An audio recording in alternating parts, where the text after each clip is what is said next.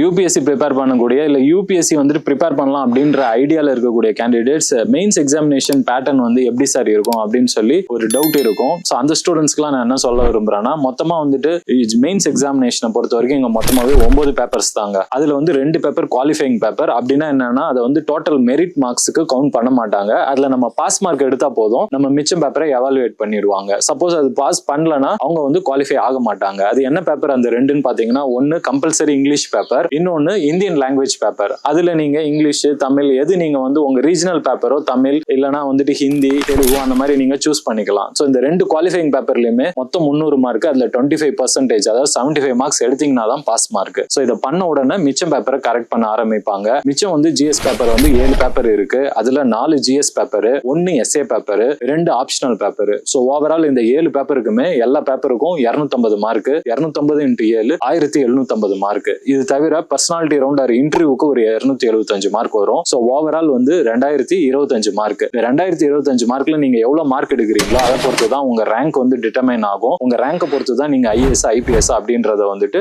உங்களுக்கு வந்துட்டு கிடைக்கும். So for more such information நம்ம சேனலை வந்துட்டு மறக்காம சப்ஸ்கிரைப் பண்ணுங்க. Thank you students.